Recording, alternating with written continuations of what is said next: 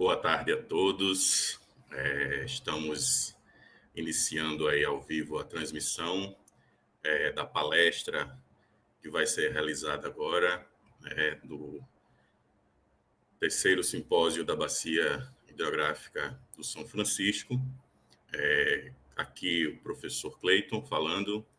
Sou professor do curso de Geografia da Universidade Federal de Alagoas, na coordenação também do programa de pós-graduação em Geografia, e participante aí do Fórum das Instituições de Ensino e Pesquisa da Bacia Hidrográfica do São Francisco. Estamos nessa correria louca de organizar um evento em tempos de pandemia, totalmente online, mas ao que tudo está se apresentando, tudo está correndo bem e as discussões estão sendo muito boas e muito produtivas. Todas as palestras, todas as mesas redondas estão sendo disponibilizadas aí nos diversos canais de comunicação do simpósio e do Comitê do São Francisco. Então, vocês podem acessar o site do simpósio da Bacia Hidrográfica do São Francisco, os canais do YouTube do Comitê do São Francisco, também os canais do Instagram, do Facebook, do CBH São Francisco. Então, todas essas redes, todas essas mídias sociais vão ter informes, vídeos, momentos, resumos de tudo que está acontecendo no simpósio da Bacia Hidrográfica do São Francisco. E aí, se você, porventura, perdeu alguma coisa, tem como resgatar todos esses momentos para que a gente não perca nada de tudo que está acontecendo, de bom nesse simpósio, que foi especialmente preparado para discutir os problemas e as potencialidades da Bacia Hidrográfica do São Francisco. Para a gente não perder muito tempo e aproveitar o máximo de tempo possível, vamos convidar o palestrante, o professor Francisco de Assis de Souza Filho, para se juntar com a gente. Bem-vindo, professor. Ele é professor da Universidade Federal do Ceará, é graduado em Engenharia Civil pela Universidade Federal do Ceará, tem mestrado em Engenharia Hidráulica e Saneamento pela Escola de Engenharia de São Carlos, da Universidade de São Paulo, e doutorado em Engenharia Civil pela Politécnica da Universidade de São Paulo. É atualmente professor do Departamento de Engenharia Hidráulica e Ambiental da Universidade Federal do Ceará, é cientista-chefe na área de recursos hídricos da Fundação de Amparo à Pesquisa do Ceará, FUNCAP, e coordenador acadêmico adjunto da área de Engenharia Zoom da CAPES. Coordena o grupo de pesquisa Gerenciamento do Risco Climático para a Sustentabilidade Hídrica, da UFC, é pesquisador associado do Columbia Water Center, da Universidade de Colômbia, em Nova York, e desenvolve pesquisas nas áreas de recursos hídricos, com ênfase nos seguintes temas: alocação de águas, economia e planejamento dos recursos hídricos, clima e recursos hídricos, operação de reservatórios e qualidade de água. Então, vamos aproveitar aí toda essa experiência, o vasto conhecimento que o professor tem acumulado ao longo do tempo e aproveitar aí a apreciar a fala que ele tem aí nos próximos minutos. Professor, mais uma vez, bem-vindo. Fique à vontade, viu? Inicialmente, gostaria de agradecer o honroso convite que me foi feito para estar nessa tarde de hoje aqui discutindo com vocês acerca das questões dos recursos hídricos, Então, agradeço muito a organização do simpósio da Bacia Hidrográfica São Francisco. Saúdo o professor Cleiton, a quem agradeço a recepção. Então, nossa fala de hoje vai tratar da questão da hidrocomplexidade, tá certo? Esse foi o tema da nossa palestra de hoje, né? Que vai tratar essa questão da hidrocomplexidade. Então, para a gente poder tratar dessa questão da hidrocomplexidade, a gente vai trabalhar aqui alguns temas, né? Primeiro, a gente vai tentar definir o que seria essa hidrocomplexidade. Então, a gente vai ter que definir esse conceito de complexidade e para que qual é a necessidade de nós trabalharmos esse conceito. Vamos discutir um pouco sobre a questão da emergência da complexidade na nossa vida e para poder entender os processos que a gente está envolvido. Vamos falar um pouco quais são as teorias, porque é que a teoria está buscando essa questão da complexidade, depois quais são as necessidades de complexidade vindo da vida, né? E aí a gente vai fazer algumas propostas teóricas ligadas a essa questão de recursos hídricos, né? E a gente vai ver depois que isso é tudo muito prático, né? Primeiro ponto é que a gente vai definir essa questão da complexidade. O que é que a gente vai entender por complexidade?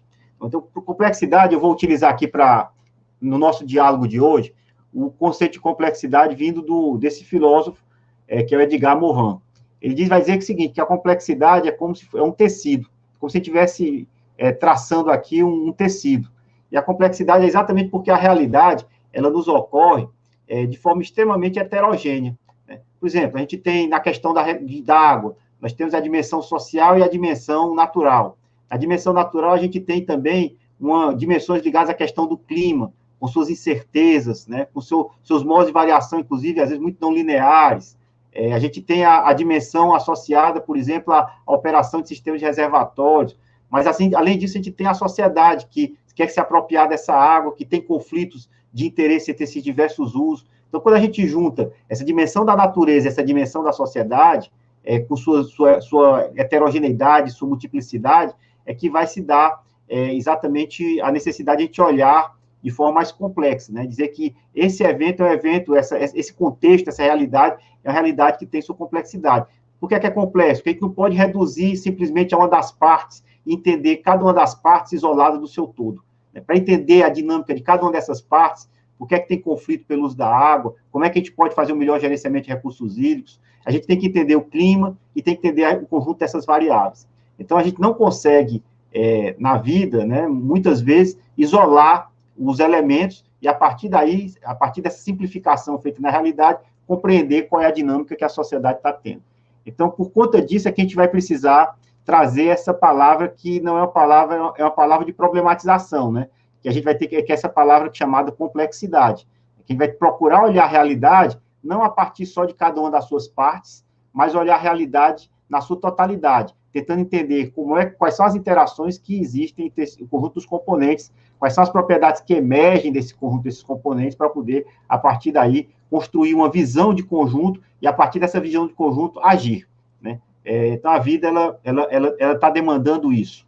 Então, o Edgar Morin ele vai definir, no primeiro olhar, a complexidade como um tecido de constituintes heterogêneos, inseparavelmente associados. Ela vai juntar exatamente esse paradoxo do uno no múltiplo. Então, existe uma unidade nessa diversidade, a gente precisa recuperar essa unidade, né?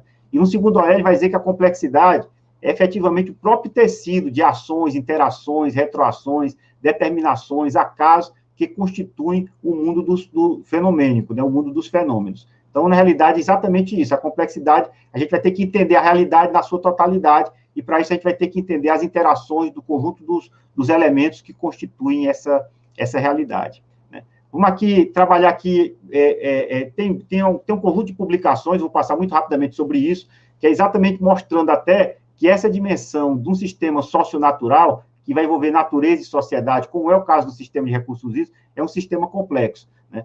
Foi estudado esse conceito de complexidade também na questão de teoria das redes, né? Hoje tem a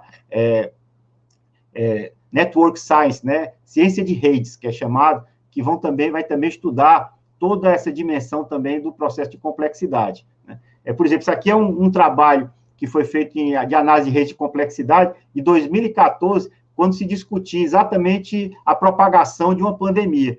Eu mostrei essa imagem no simpósio da BRH no ano passado, e o que eu acho interessante é que esse ano a gente entrou exatamente numa pandemia do Covid, e essa pandemia do Covid teve um espalhamento extremamente rápido, possivelmente até nos tempos dessas redes. Então, exatamente isso. Por que uma pandemia se espalha de forma tão rápida numa sociedade global? Exatamente por conta dessas conexões que vão existir, dessas redes de relações que vão se formar. Então, a complexidade está associada a essas redes de relações, de variáveis, de indivíduos, né, e a gente precisa, então, e essa é a minha proposta na viagem que a gente vai fazer durante essa tarde, é exatamente visitar essa complexidade do ponto de vista dos recursos hídricos. Quais são essas redes de relações que existem em recursos hídricos e que a gente precisa entender. E entender para melhor gerenciar a água, para melhor gerenciar esse recurso hídrico cada vez mais tão escasso e cada vez requer essa abordagem de um olhar em sua multiplicidade, né? A gente não pode simplificar muito alguns eventos, algumas coisas que acontecem sob pena de a gente gerar mais problema do que solução, né? O professor Cleiton estava falando aqui da pós-graduação. Isso aqui, por exemplo, é uma rede complexa da pós-graduação das engenharias 1, onde os links são, por exemplo, as bancas, professores indo de uma universidade para outra, de um programa de pós-graduação para outro, para participar de banca. Isso é uma rede complexa. A gente pode entender o comportamento dessas redes. Aqui, por exemplo, é só para a gente ainda não entrar na água, ainda mostrando outros exemplos de complexidade. Aqui são professores, alunos e colaboradores de um curso de pós-graduação, né? Então, onde os links são exatamente artigos que eles publicaram. Mas vamos aqui para uma definição mais do que é complexo e do que é simples, antes de entrar na discussão sobre recursos hídricos propriamente dito, ainda nessa primeira aproximação do tema que eu estou tentando realizar aqui com vocês, né? Então, na realidade, quando a gente está chamando esse conceito de complexidade, é exatamente para se opor a esse conceito aqui de simples, se opor no sentido de dizer que ele é insuficiente para olhar a realidade. Porque a gente sabe que a vida é complexa, tem essas múltiplas relações, a gente precisa olhar as redes de relações, essas interações que existem entre os diversos componentes da realidade, e normalmente qual a estratégia que a ciência adotou, né, desde basicamente a revolução científica, né? É uma estratégia do reducionismo. A gente pega um problema complexo, identifica seus componentes, isola o componente, e a partir desse componente isolado, a gente vai identificar como é que esse componente isolado funciona. Por exemplo, é como se eu tivesse no sistema de recursos hídricos todo, eu isolasse um reservatório e vou olhar agora só como esse reservatório opera, sem interessar quais são as demandas que ele está submetido, sem interessar quais são os conflitos que essas demandas estão interessando, então está acontecendo, só olhar qual é a dinâmica que acontece naquilo ali. Então, a gente usa muito isso, essa visão mais reducionista, de pegar a realidade, pegar uma das partes da realidade e, a partir daí, analisar essa parte da realidade. Para depois, a gente acredita que, se a gente entender bem o mecanismo de cada uma das partes, depois a gente vai conseguir remontar o tabuleiro, ou o jogo, o tabuleiro do jogo que a gente começou a montar, né? Vai remontar aqui o quebra-cabeça, né? A gente pega o quebra-cabeça, tira uma peça, analisa bem aquela peça, e depois de analisar bem aquela peça, a gente avalia que vai reconstruir o quebra-cabeça todo. Então, essa tem sido a estratégia científica, né, que a gente tem adotado, não só na ciência, mas na técnica, né, em várias áreas do conhecimento, a gente tem adotado essa visão, que é a visão que a gente chama de reducionista. O ponto que surge, que a gente tem cada vez mais percebido, é que essa estratégia, ela não consegue, às vezes, abarcar alguns tipos de problema, que são esses problemas que a gente considera como sendo complexos. Por quê? Porque nesses sistemas que são complexos, o todo é maior do que a soma das partes. Vão começar a surgir propriedades que são propriedades do sistema que não estão diretamente vinculados à existência individual de cada uma das partes. Por exemplo, quando a gente cria um modelo de gerenciamento de recursos hídricos, a gente cria instituições. Essas instituições que foram criadas, elas vão ter propriedades que a gente chama de propriedades emergentes, vão ter conflitos entre instituições que, antes da pré-existência daquelas instituições, de certa forma, não existiam. E aí a ideia básica do conceito de complexidade é exatamente a gente tentar olhar esse todo, essa interconexão, essas propriedades que são emergentes do sistema, e olhar a visão do todo para, a partir daí, a gente conseguir desenvolver políticas que sejam políticas de gestão mais robustas, políticas de gestão de recursos hídricos que sejam mais resilientes, mais fortes, etc. Então, essa é a ideia básica da ideia de complexidade, né? E aí não é dizer que a gente não vai utilizar em alguma medida, esse processo de reducionismo para fazer algum tipo de análise, mas é dizer que ele é insuficiente e dizer que a gente vai se apropriar, inclusive, do conhecimento por ele gerado, mas numa perspectiva de montar e entender como é que o quebra-cabeça funciona na sua totalidade. E aí, a gente não cabe dizer que complexo é difícil e simples é fácil, tá certo? Na realidade, podem existir simples, né? Ou seja, questões que são simples do ponto de vista da sua estrutura, de uma dificuldade extremamente grande para ser entendido e para ser resolvido. Então, essa oposição é uma posição falsa entre dizer que o simples é fácil e o complexo é difícil, né? Na realidade, são perspectivas diferentes de olhar a realidade. Então, tem vários modelos, várias formas de olhar a questão dessa complexidade, que eu não vou entrar muito em detalhe, né? Que aí vai ter a teoria evolucionária, teoria de reis, teoria dos jogos, teoria dos sistemas não lineares, etc. Tá certo? Mas o que é que caracteriza essa complexidade? Se a gente olhar agora por esse olhar mais numérico, né? Que a gente normalmente está associado a sistemas dinâmicos, ou seja, sistemas que variam no tempo, com um grande número de unidades, tá certo? Então, normalmente a complexidade está associada a processos e a eventos da realidade que são múltiplos, né? Múltiplos em atores, múltiplos em atividades, em características diferentes, tá certo? Normalmente é um sistema aberto, né? É um sistema não linear, tipo, o próprio clima tem sua complexidade em função da sua não linearidade, são sistemas com uma forte característica de aleatoriedade, né? E aí a gente tem, então, e isso aqui é uma propriedade importante, que tem essas características emergentes, ou seja, a gente não consegue definir todas as propriedades dos sistemas a partir de suas partes. Né?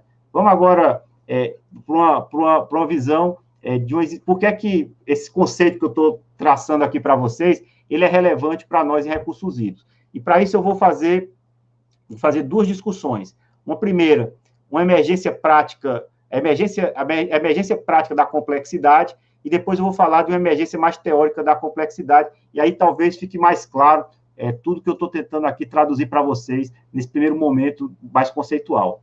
Né? Então, de onde é que surge a emergência prática da complexidade em recursos hídricos? Primeiro, é que a gente tem que tratar, por exemplo, na gestão de recursos hídricos, a gente tem que tratar com conflitos pelo uso da água.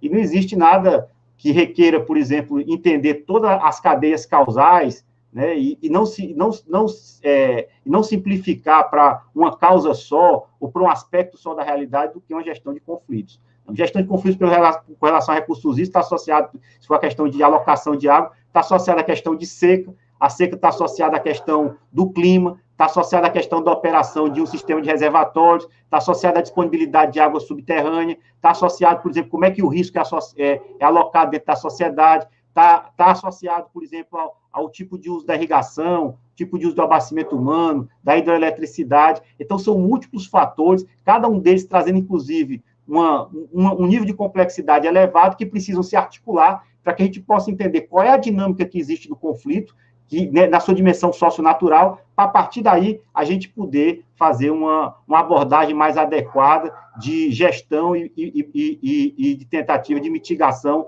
do conflito. Então, conflito, por exemplo, é um exemplo de um evento extremamente complexo. Ninguém pode traduzir o conflito em recursos hídricos, às vezes, a uma das suas dimensões. Se a gente faz isso, possivelmente a gente não vai conseguir uma solução robusta para tratar o gerenciamento de conflitos. A mesma coisa com relação à questão do risco climático.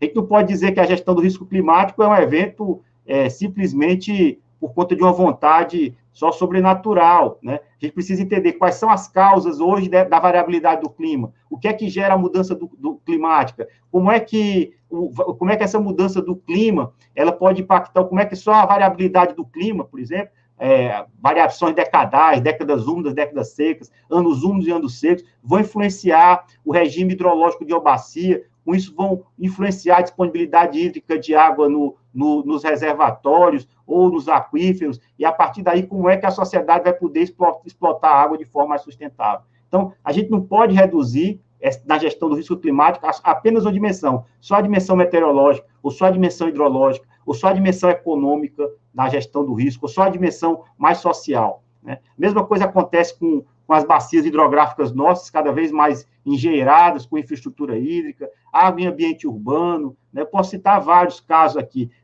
serviços ambientais de rios e bacias hidrográficas, restauração fluvial, a questão da não estacionariedade das nossas séries históricas, que podem estar associados à questão do clima, estão associados também à questão do uso do solo e que impactam o regime fluvial dos nossos rios, né? A questão de gestão de secas, a partir de segurança hídrica. Então, assim, tem várias dimensões e problemas hoje de recursos hídricos que não podem vir a ser reduzidos a apenas um componente, uma parte do sistema. Eles requerem uma visão mais integrada, uma visão de conjunto, e essa visão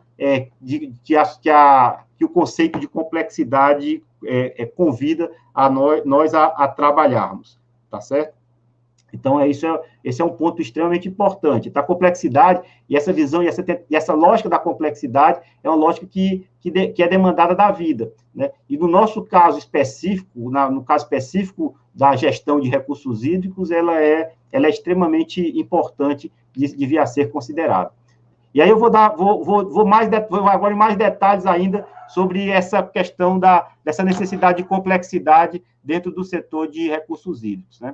Então, assim, hoje, por exemplo, e é exatamente nessa relação homem-natureza, né? Então, na relação homem-natureza, hoje a gente está dizendo que a gente está numa nova fase, né, da ação. O homem hoje, ele complexificou tanto que a gente está numa nova fase. Hoje o homem é uma força geológica.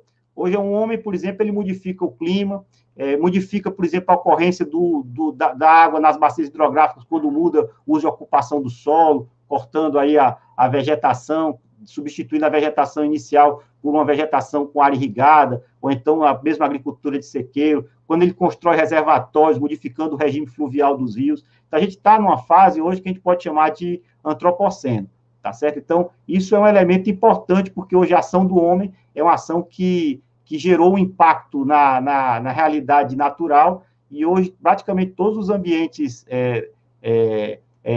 hoje todos os ambientes do planeta são ambientes que já tiveram a marca do homem, e é isso que caracteriza esse antropoceno. Isso gera, por exemplo, impactos, obviamente, na biota, né, e nos ecossistemas naturais. Hoje a gente pode dizer que a gente vive até numa Pangeia, que é quando todos os continentes estavam juntos, em função do nível de transporte hoje que a gente tem, que a humanidade transportando cargas de um lugar para outro, e nesse transporte de carga transporta espécies, né? A própria Bacia do São Francisco, aí com o mexilhão dourado, que chegou pela Bacia do Prata, está chegando na Bacia do São Francisco. Então, assim, transporte de espécies de um lugar para outro a partir de embarcações e da ação do homem. Então, e aí, com isso, o impacto cada vez maior desse antropoceno na capacidade de suporte, inclusive, do próprio planeta, que está associado a essa pegada ecológica, né? Na questão de recursos hídricos hoje, essa é uma figura que eu gosto muito, que é o balanço hídrico do planeta como um todo. Só para mostrar para vocês que uma dimensão da complexidade é exatamente essa interação do homem com a natureza, e que o homem hoje modifica a natureza, e essa modificação da natureza gera novas dinâmicas para o sistema natural, que a gente precisa entender para podermos nos adaptarmos a essas alterações que o homem realizou na própria natureza, com isso na disponibilidade hídrica e alguns outros usos. Isso aqui é um balanço hídrico no planeta como um todo. Tá certo? Então, esse balanço hídrico do planeta como um todo, né, chove uma certa quantidade de água, e aqui é importante, os volumes estão em 1.000 quilômetros cúbicos, o que foi armazenamento, o que foi fluxo, também está em 10 a 6, aqui é a área, 10 ao cubo, 1.000 quilômetros cúbicos, e os fluxos são 1.000 quilômetros cúbicos por ano. Então, aqui é a quantidade de água que chove, total no planeta, uma parte é em chuva, outra parte aqui é em neve. Mas o que eu acho importante é isso aqui, ó. O total de água dos nossos rios do planeta é em torno de 2.000 quilômetros cúbicos, né? A vazão toda dos rios do planeta, nosso ciclo hidrológico, é 45,5 quilômetros cúbicos. Mas olha a quantidade de água irrigada que a gente tem. Hoje a gente já irriga 2,66 quilômetros cúbicos, a indústria já consome no planeta 0,77 quilômetros cúbicos, e o uso doméstico já utiliza em torno de 0,38 quilômetros cúbicos. Então, a gente tem hoje uma demanda significativa, da ordem de grandeza dos volumes dos nossos rios, né? E uma ordem de grandeza só menor do que o fluxo de água dos nossos rios do planeta como um todo. Então, isso mostra claramente que existe uma ação do homem em curso, né, na escala do planeta como um todo, né? Então, a gente tem documentos também e artigos que mostram exatamente o impacto, por exemplo, aqui é para mostrar o impacto do desmatamento e da irrigação na Índia, na China. Né? Essa região aqui da Índia tem em torno de 1 milhão de pessoas que migram anualmente para poder irrigar nessa região da Índia, aumentando fortemente a evapotranspiração nas áreas irrigadas, e essa água é transportada pela atmosfera e vai gerar precipitações aqui no sudeste da China, gerando cheias. Então, desmatamentos e outros impactos que vão modificando o uso do solo, a dinâmica que a gente vai ter da superfície, com isso, essa dinâmica da superfície muda a dinâmica da atmosfera e muda a circulação de água, a disponibilidade de água no planeta como um todo, tá certo? Então, tem casos também aqui, ainda continuando esses casos mais gerais e ao nível do planeta, que é exatamente aqui no Mar do Aral, né, onde a gente teve uma modificação extremamente severa do uso da terra a partir de irrigação, no final dos anos 60, aqui no rio Sirdari, no rio Armudari, e com isso praticamente o Mar do Aral secou. Hoje são 4 empoçamentos praticamente de água do Mar do Aral, né? Tem conflito entre países, né? O Cazaquistão e o Uzbequistão aqui, eles compartilham esse rio Sirdari. Foi construída uma barragem mais ou menos nessa altura aqui dos rios, e essa barragem aqui, a água que verte para um outro, sai do Cazaquistão para o Uzbequistão, formou um grande lago aqui. As aves que viviam aqui no Mar do Aral migraram para essa região aqui do Uzbequistão, e hoje o Cazaquistão quer agora fazer, está até com um contrato com o Banco Mundial para tentar recuperar a calha do rio Sirdari para voltar a ter água no Mar do Aral, mas o Uzbequistão disse que não quer mais isso não, porque agora tem pássaros e uma parte dessa água, dessa grande lagoa que foi criada aqui, é utilizada também para irrigação. Então, a gente vê aí que a mudança que o homem faz do uso da terra, do regime fluvial, modifica, inclusive, os conflitos e as relações que nós vamos ter entre os países, tá certo? Outra dimensão de mudança extremamente importante, que está gerando complexidade, é exatamente a questão associada à mudança do clima, né? Então, a mudança climática, não vou detalhar muito aqui, mas a mudança do clima, a tendência é o quê? Que a gente tem um aumento da temperatura da superfície da Terra, de em torno aí de 2 graus, né, a partir do aumento do efeito estufa. Então, diversos modelos foram desenvolvidos, séries temporais, estudos paleoclimáticos foram realizados, né, e teve uma evolução muito significativa dos modelos aí do decorrer do tempo, e a partir daí a gente observa que, para representar o sistema terrestre hoje, a gente tem hoje uma tendência de aumento de temperatura, né? O futuro está sob disputa, porque depende exatamente das políticas e das decisões governamentais que vão ser tomadas, né, que vão incentivar ou desincentivar um aumento de emissão de CO2 e de queimada de floresta, etc. Então, o futuro está sob disputa, e essa disputa do futuro gera incertezas, inclusive, sobre qual o futuro que nós teremos em termos de clima global e, consequentemente, em termos de vazões afluentes dos nossos rios, recargas de nossos aquíferos, tá certo? Aqui é só um exemplo do conjunto dos modelos para 4 reservatórios no estado de Ceará, alguns modelos sinalizando que a gente vai ter mais seca, outros que vão ficar um pouco mais úmidos, mostrando essa incerteza estrutural que nós temos com relação ao futuro, tá certo? Então, essa mudança do clima, né, e aí, de novo, complexidade. A complexidade aqui está associada a quê? A gente ter que identificar quais são os modos de variação que esse clima tem, na variabilidade do clima, como esses modos de variação da variabilidade climática vão alterar os padrões, a mudança do clima vai alterar esses padrões de variabilidade do clima, para a partir daí a gente conseguir saber qual é o risco que a sociedade corre, qual é o risco que está correndo de desabastecimento de uma cidade, de uma indústria, de uma área irrigada, para a partir da quantificação desse risco a gente tomar decisões que possibilitem uma melhor adaptação do nosso sistema de recursos hídricos a essas condições do clima atuais e essas condições do clima futuro, né? Então, além da mudança do clima, o que muito preocupa a gente é exatamente esses padrões de variabilidade climática, que aí é independente de mudança do clima, esses padrões de variabilidade, eles existem, né? E aí a gente tem aqui, por exemplo, a precipitação em Fortaleza, né? Só para vocês verem aqui o tamanho do risco e o que é que a gente vai ter que fazer. Tem décadas aqui, tem anos aqui que a gente tem 500 milímetros de chuva e tem anos com 2.800 milímetros de chuva. Então, você tem uma variabilidade interanual, entre anos, imensa no regime de precipitação aqui, na região aqui de Fortaleza.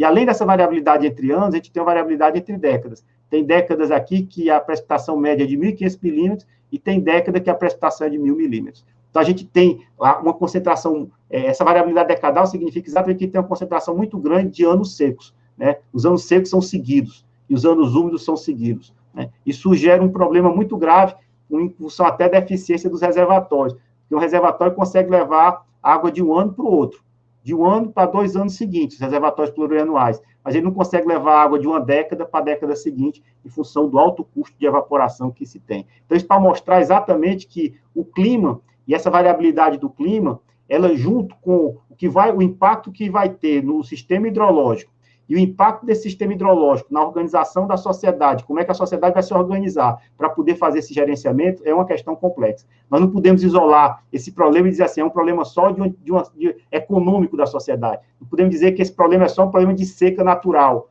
tá certo? A gente vai ter que entender toda a cadeia de processo para, a partir daí, definir qual é a melhor estratégia para poder operar o sistema como um todo. É isso que a gente está chamando de complexidade, né?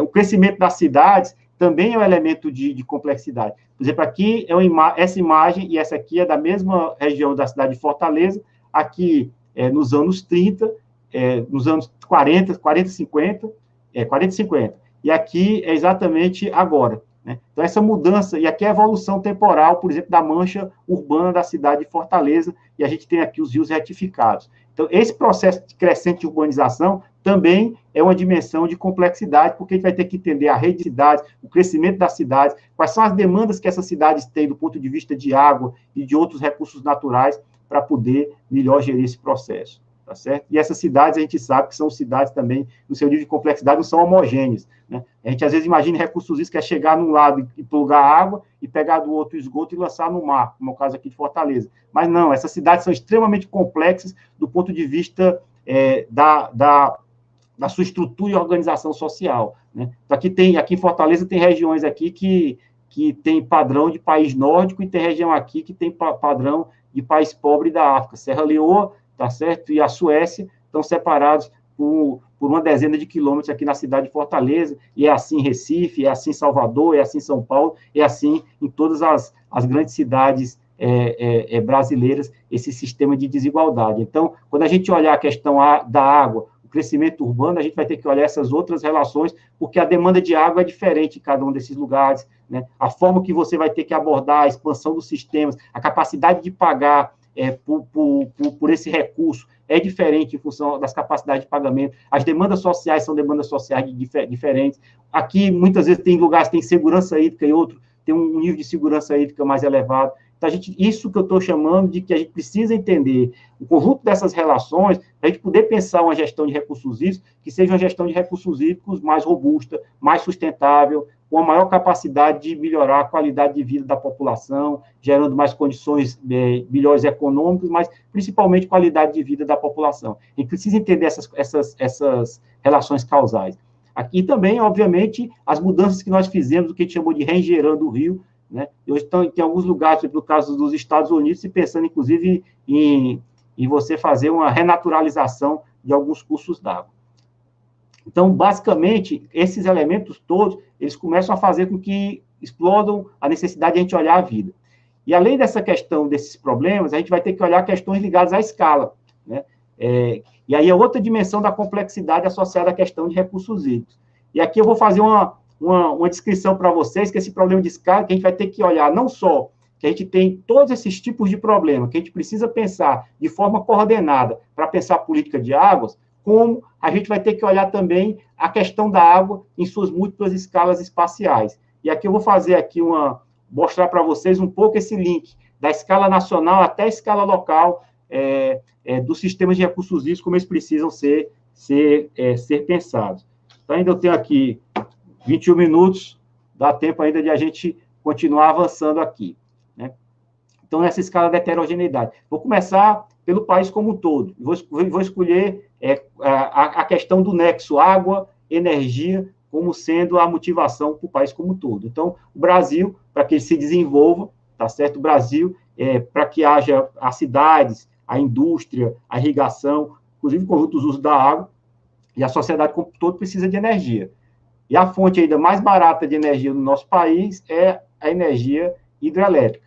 Então, para isso, uma parte do potencial de recursos hídricos do país vai ter que ser destinada a quê? A produção de energia elétrica. Para isso foi construído um sistema interligado nacional, né, que a gente vai ter aqui um conjunto significativo de barramentos de grande porte em rios importantes do país, notadamente aí o Rio São Francisco, e a gente vai ter, então, essas cascatas que vão produzir essa famosa energia natural afluente que vai suprir a demanda de energia do país. Então, aqui a gente já tem um primeiro nível que, quando se pensa a questão, a questão de recursos hídricos conectado entre esse nexo água, o nexo água, energia e clima, tá certo? A gente vai estar pensando, pode pensar esse nexo na escala nacional, né? E aí a ideia básica aqui, e aí o problema central aqui é como é que eu vou coordenar a produção de energia hidrelétrica nos diversos empreendimentos, nos diversos barramentos produtores de energia hidrelétrica no país, como é que eu otimizo essa produção de tal forma que a energia seja a mais barata possível. Só que essa energia, né, ela está ocorrendo num conjunto muito grande de barragens no país, com diversas condições climáticas, afluência. Então, esse problema de coordenação, né, que é utilizado a partir da otimização dos sistemas de energia elétrica, feita aí de forma primorosa pelo Operador Nacional do Sistema, o ONS, né, e a energia hidrelétrica tendo aqui todo esse relevo para a produção de energia elétrica nacional, né, isso tudo é um problema em si, um problema já com certo nível de complexidade. Só que esse grafo aqui, né, esse grafo que aparece triângulozinhos, né, com barragem que tem regularização, outra só de passagem, e essa otimização que nos parece já ser complexa, ela ganha mais complexo, ela tem outros níveis de complexidade, porque esse grafozinho aqui, né, que aqui, por exemplo, aqui no caso aqui é o São Francisco, ele está escondendo uma bacia como é a do São Francisco, que nesse caso aqui ela está dialogando com outras bacias do país, né? Mas quando você vai olhar esse problema da produção de energia elétrica e esse diálogo entre regiões hidrográficas, ele não pode ser olhado de forma só solitária, olhando só a dimensão nacional. A gente tem que olhar a dimensão da bacia. Quando a gente olha a dimensão da bacia e essa produção de energia hidrelétrica na bacia do São Francisco, a gente vai ver que é um problema extremamente complexo. E vocês sabem disso infinitamente mais do que eu, tá certo? Que é um problema que está envolvendo, por exemplo, interesses de estados diferentes, Minas, Bahia, Pernambuco, Sergipe, Alagoas, tá certo? Está envolvendo interesses de estados diferentes, está envolvendo usos da água diferentes, irrigação, o hidrelétrico, o abastecimento de cidades, tá certo? E outros usos da água, piscicultura, navegação e outros usos da água que a gente vai ter aqui na bacia do São Francisco. Então, aquela discussão de produção de energia, ela não está desacoplada, ela não tá desligada dessa discussão de quais são os tipos de uso da água no país. Então, a gente não pode, por exemplo, fazer aquela coisa da simplificação que eu estava dizendo para vocês no início. Dizer assim, não, o problema aqui que eu estou querendo olhar é só o problema de produção de energia hidrelétrica. E aí o ONS vai fazer essa otimização lá, né? Já não é mais assim, ainda desde 2015, se não me falha a memória, tem aquela portaria da ANA, que foi negociado, inclusive, com o ONS, etc., que a bacia do São Francisco define suas regras. Por que define suas regras? Pelo nível de complexidade dos usos que a gente tem. Então, aquela demanda nacional de energia, de produção de energia, vai ter que estar interligada à dinâmica dos usos e da vida, né, as dinâmicas políticas, de uso da água, de interesses estratégicos da própria bacia do São Francisco, né? Então, esse ponto é que é importante. Ninguém pode isolar o problema. A gente tem que entender o problema na sua cadeia também de relações também espaciais. Da mesma forma que a gente tem múltiplos problemas e cada um deles chamando suas interrelações, aqui a gente tem problema que a escala nacional tem que conversar com a escala da bacia hidrográfica, sua dinâmica e sua realidade, sob pena de a gente não construir uma solução mais sustentável, né? Isso tudo, e quando a gente olha a questão de segurança hídrica na própria bacia, na região, etc., esse problema se configura também e se amplia, né? A gente garantir água sustentável por diferentes usos. E aqui eu vou falar num tema sensível, né, que é exatamente a questão de quê? Que é para mostrar exatamente essa questão dessa complexidade. Que além da complexidade agora, por exemplo, no caso aqui do São Francisco, além da complexidade intrínseca, a dinâmica da própria bacia, agora tem outros usos que se interligaram a outro uso, que se interliga na bacia, gerando outros níveis de complexidade, de conflito, né, e necessidade de mediação e de entender essa dinâmica que aqui eu estou falando exatamente aqui nessa transposição de águas, né, do São Francisco para o Nordeste Setentrional, aqui para o estado aqui de Pernambuco e Paraíba, né, para o Boqueirão e Campina Grande, e aqui no eixo norte, aqui para o estado do Ceará. Né, e aqui eu vou focar aqui também para dizer assim, essa água que chega, ela chega também já num ambiente complexo, tá certo? E aí vai se somar complexidades. Né? Então, quando, por exemplo, essa água do São Francisco chega, vai encontrar, por exemplo, e é só para poder ajudar nessa conexão, então sai da escala nacional, vai para a escala do São Francisco, já tem uma transferência de bacia que vai chegar nessa outra região aqui. Imagine o nível de complexidade dessa água quando chega nessa região. Se vai é como se a água estivesse trazendo essa complexidade de um local para o outro, né, por onde ela passa, como se fosse uma memória do processo como um todo. E a complexidade aqui está associada, no caso da transposição, à própria questão da operação do sistema, aos conflitos que ela está ligada na bacia também para poder produzir essa água e disponibilizar essa água para uma outra região, tudo que vocês já acompanharam e sabem muito bem. Então, essa água, quando chega aqui, ela vai encontrar um outro ambiente, que é exatamente, por exemplo, no caso aqui do Ceará, ela chega e vai encontrar aqui o rio Jaguaribe, que vai ter que transportar uma boa parte dessa água aqui no rio Jaguaribe, até chegar aqui na região do Castanhão. O Castanhão, esse reservatório Castanhão, ele tem aqui uma interligação de bacia que liga a região metropolitana de Fortaleza. Então, aqui hoje, independente do São Francisco, essa região aqui do Jaguaribe, ela tem uma transposição de água para a região metropolitana aqui de Fortaleza. E a gente já sabe, tem muito conflito. O Jaguaribe não quer mandar água para a metropolitana, quer negociar essa quantidade de água, e o Comitê de Bacia participa, inclusive, desse processo de forma muito, muito intensa. Então, a gente tem aqui uma complexidade também local, que está associada ao quê? Como é que opera esse conjunto de canais, de tal forma que o custo de água seja mais baixo, de tal forma que você tenha uma garantia maior de abastecimento nessa região, de tal forma que você não tenha um impacto nos usos da água, seja urbanos, seja inclusive no uso da água de irrigação, nessa região aqui do Jaguaribe. Então, a água essa escala nacional que vinha vindo, chega aqui e ganha nova complexidade. Né? Nova complexidade que requer, por exemplo, um processo de gestão participativo, que está associado ao processo da macroalocação negociada, e só a dinâmica desse jogo já é também complexo. Aqui é uma reunião, por exemplo, lá no Jaguaribe, para discutir a alocação de água entre os diferentes usos e usuários, realizada aqui pelo Comitê de Bacia. Essa é uma reunião de 1995. Você vê a quantidade de gente, cada um com seu interesse diferente, representando irrigantes, cidade, etc., para poder manter aqui um diálogo e construção de algum consenso para viabilizar a alocação e a definição de como é que vai se dar a apropriação dessa água. Isso em 1995. 2011 continua aqui, é uma outra bacia, que é a bacia do Curu. Então, esse processo aqui de definição da quantidade de água que vai para cada lugar é extremamente complicado, complexo, né? Não é complicado só não, é complexo, do ponto de vista de ele ter que entender quanta água eu tenho disponível nesse reservatório, qual é a possibilidade de eu ter um ano mais úmido ou mais seco no próximo ano, porque aqui, como os reservatórios têm regularização plurianual, uma das decisões é definir qual vai ser o estoque de água que vai ser guardado para o ano seguinte, tá certo? Nessa questão da regularização plurianual, né? Quem é que vai ficar sem água, qual é o nível de racionamento de cada um desses usos, quanto vai ser transferido aqui da região do Jaguaribe para a região metropolitana. Então, essas são decisões extremamente complexas, que não podem ser isoladas a um caso específico de um irrigante, ou de um reservatório, ou de um interesse específico. Eles têm que ser entendidos no seu conjunto, e cada vez mais olhando essas interconexões, né?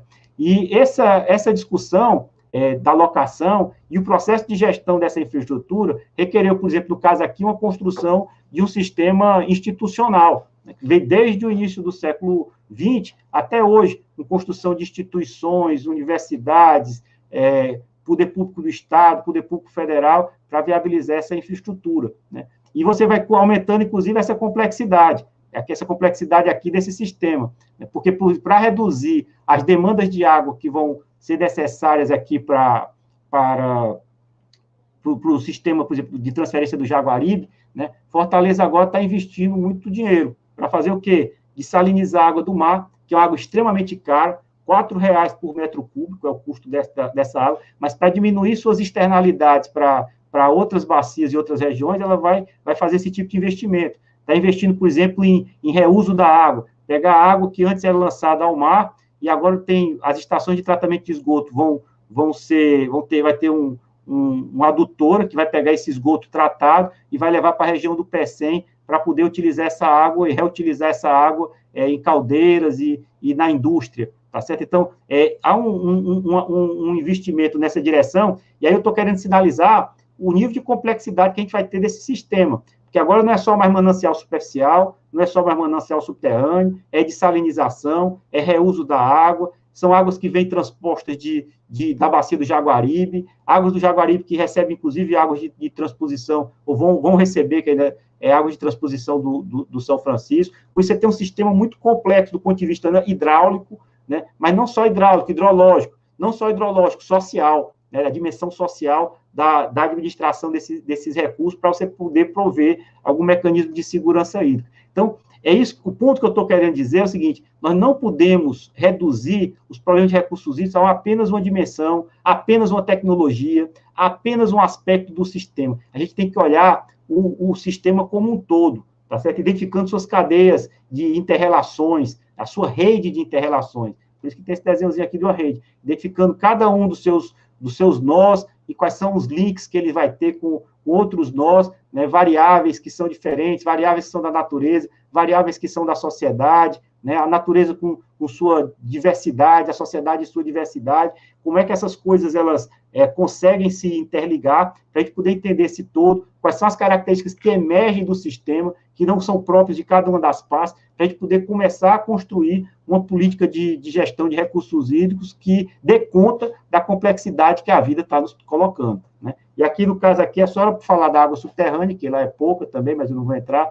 E aqui, até esse ponto, por exemplo, eu falei só em quantidade da água, né? Só para lembrar, essa complexidade que eu estou me referindo, é uma complexidade que ela requer, inclusive, essa preocupação em quantidade e qualidade da água, né? A qualidade da água aqui é uma dimensão importante, né? Aqui a seca, inclusive, ela piora a qualidade da água dos reservatórios aqui no Ceará, por exemplo, em função do aumento de concentração de fósforo e de explosão de eutrofização nos lagos. Então, a gente tem o pior dos cenários na seca, pouca água e água ruim, tá certo? Então, isso é outra dimensão de complexidade, você vai ter que olhar o sistema de recursos hídricos, não só olhando a questão da quantidade, mas olhar a questão da quantidade e qualidade, água superficial e subterrânea, né? E olhar toda essa dinâmica da água com relação à questão do clima, e olhar com relação à questão da sociedade. A gente precisa fazer essas ligações como um todo, né? No caso aqui é só para mostrar essa infraestrutura. E, além disso, dizer que ainda eu tenho um pouquinho de tempo, né? 8 minutos aqui pelo meu cronômetro, né? E esses 8 minutos aqui eu vou dizer para vocês, 7 minutos e meio, eu vou dizer para vocês o seguinte, que essa dimensão da ocorrência da água, a gente vai ter que pensar também na própria região de produção da água, né? E como é que essa água ela se dissemina no território. Que essa água lá que a gente começou com os grandes reservatórios do setor hidrelétrico brasileiro, com os grandes reservatórios do sistema do São Francisco, com os grandes reservatórios que a gente tem aqui no sistema de abastecimento aqui de Fortaleza, a gente vai ter que pensar também no pequeno, tá certo? Como é que esse pequeno se articula com o grande, né? E aqui, por exemplo, são pequenos reservatórios que existem, né? Quem é da irrigação, ou quem tem uma fazenda, sabe a riqueza no semiárido que é ter um pequeno reservatório, né? Mas só que esses pequenos reservatórios impactam a média e grande açudagem. Esses pequenos reservatórios, juntamente com suas áreas irrigadas, eles modificam o padrão de ocorrência da água no território. Então, para pensar aqui, é só um município de Milhã, olha, cada pontozinho aqui são as demandas e aqui são esses pequenos reservatórios que vão surgindo, tá certo? Aqui, esses pequenos reservatórios, essas aguadas que vão surgindo no território, que modificam o padrão de ocorrência da água no território, tá certo? Essa modificação é uma modificação extremamente importante de ser compreendida. Então, aí a gente está falando aqui, a escala mais local precisa ser articulada com a escala mais global. Pensar na preservação ambiental na escala mais local está articulado com ter mais água, ter mais serviços ambientais na escala mais global, e a gente precisa coordenar esse tipo de ação, né? Aqui é só para vocês verem que a estrutura fundiária muda de lugar para lugar no território, e com isso vão mudar como se utiliza a água, né? Vai mudar exatamente o tipo de manejo que a gente vai ter na agricultura, né? E a região de serras, em Costas Suaves e na região do Planossolo, aqui nesse município, a gente tem mudanças no uso de ocupação da terra, e a partir daí tem mudanças na disponibilidade hídrica, etc. Né? Então, a gente vai aqui, então, essa conexão então, entre escalas também é uma conexão extremamente importante de ser lembrada, né? Então, a gente vai dizer também o seguinte, então, como é que a gente resolve isso? Então, a teoria, e tem agora que a teoria também de recursos hídricos tentou buscar representar essa complexidade, tentou buscar representar essa complexidade a partir desse enorme número aqui de teorias que surgiram. A gente, até o conceito de gestão integrada de recursos hídricos, né, para poder trabalhar essa conexão de quantidade e qualidade, água superficial, subterrânea, e a gente olhar esse quadrinômio, e também a integração entre políticas públicas, né, a questão do nexus, que foi buscar o conceito de integração de água, energia e alimento, né, a questão da sociohidrologia, dizer que os modelos hidrológicos, inclusive, tinham que começar a considerar essa coevolução do sistema social e como é que ele influencia, e todos esses outros conceitos. É como se a gente tivesse colocando aqui os conceitos dos anos 70 e 80, de desenvolvimento e recursos hídricos, gestão de recursos hídricos, gestão integrada de recursos hídricos, num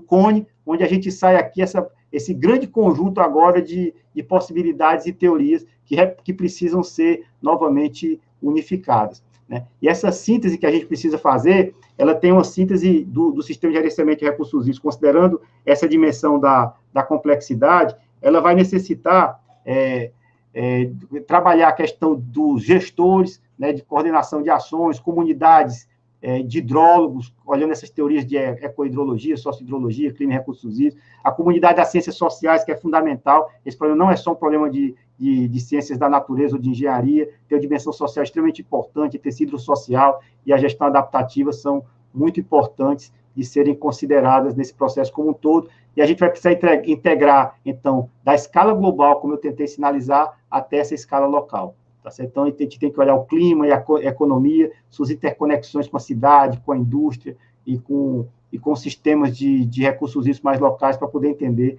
como é que esse sistema funciona como um todo, olhar o problema climático, os problemas, às vezes, de transferência de água entre países ou entre estados e os problemas locais ligados à questão de recursos hídricos para poder diminuir a quantidade de problemas que emergem desse sistema como um todo. E, para isso, né, e avançando aqui já para o final da minha fala, os 3 minutos aqui que me restam, eu vou dizer que a gente tem que trabalhar com 3 coisas importantes.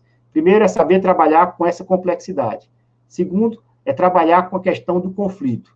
E terceiro, é trabalhar com a questão da incerteza, né? A incerteza, inclusive, está dentro da complexidade, o conflito também está dentro da complexidade, só que eu resolvi, por sua importância, individualizados aqui para mostrar isso, e a gente vai precisar de muita competência para trabalhar com a complexidade e entender essas múltiplas relações.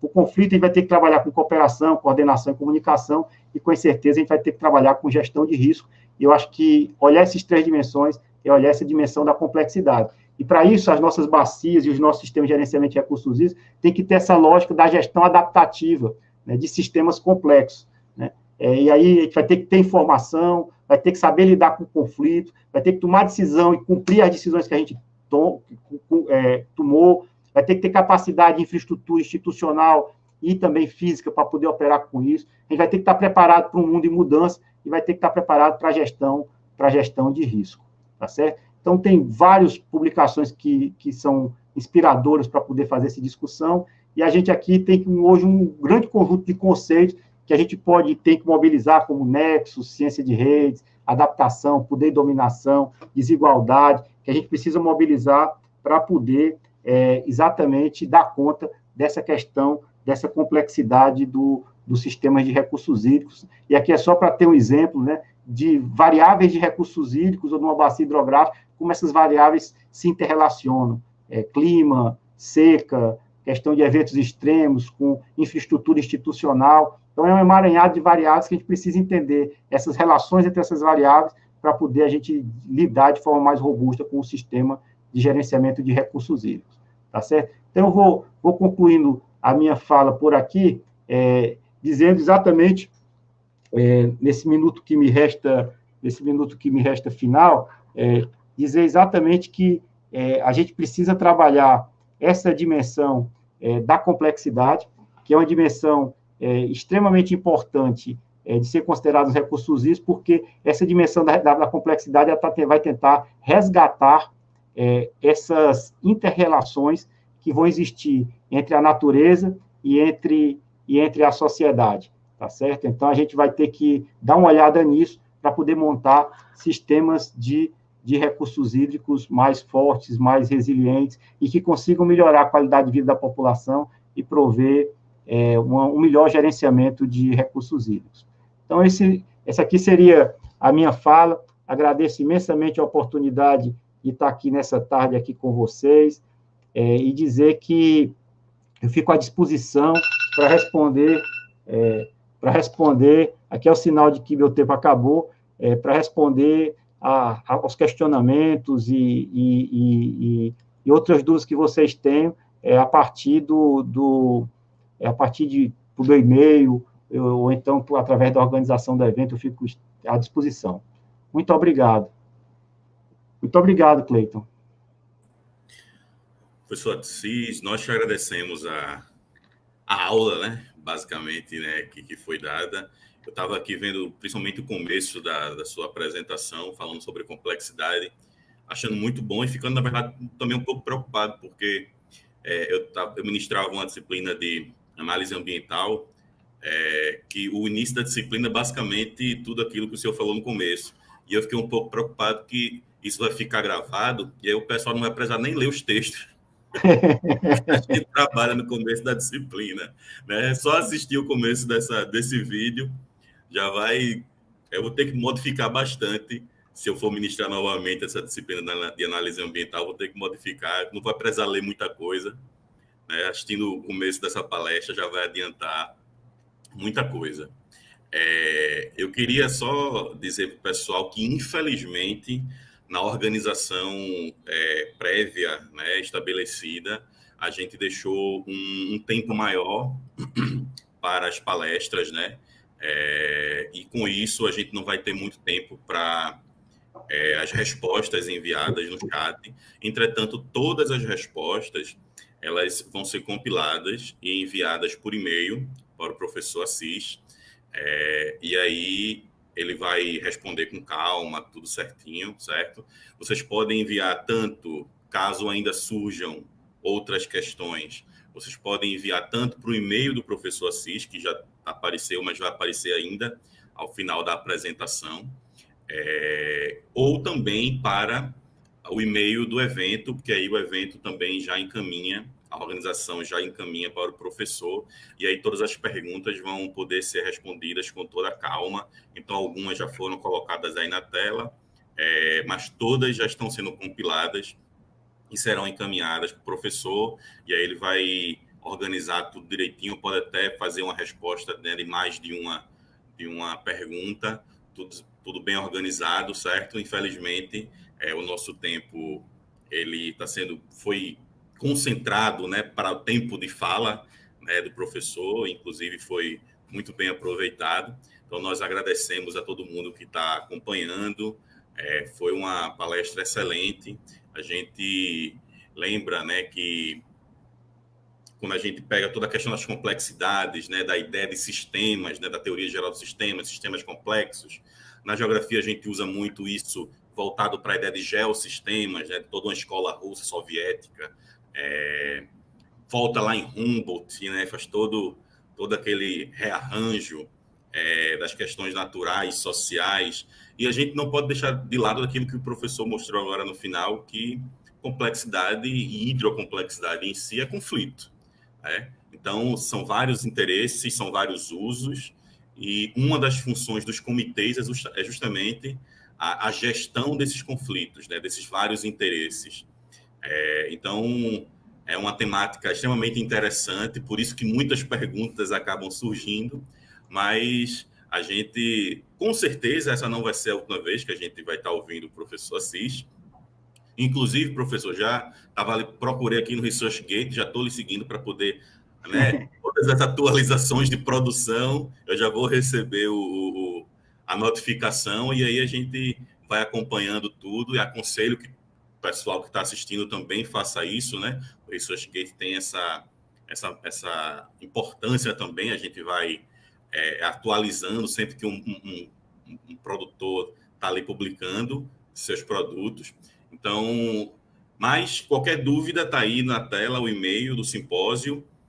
Vejam também no site do simpósio, vejam no site do comitê, vejam no Facebook, no Instagram. Aqui já está todo mundo acompanhando pelo YouTube, então é só se inscrever aí que fica tudo, vocês já recebem todas as notificações e fica tudo certo. Então, mais uma vez, muito obrigado, professor Assis, foi uma satisfação muito grande ter acompanhado essa explicação, essa aula, né, todos esses dados, todas essas correlações, e que cada vez mais a gente tenha profissionais que trabalhem, entendam e sejam militantes da ideia de interações de redes e complexidades, né, para a gente parar de ter visões muito reduzidas de quaisquer desses elementos socioambientais, socionaturais. Então, agradeço aqui, se quiser aproveitar esse tempinho ao final, fica à vontade. Não sou eu que agradeço, só para lhe agradecer as palavras, agradecer o evento. Foi uma grande alegria, uma honra poder participar deste evento. Viu?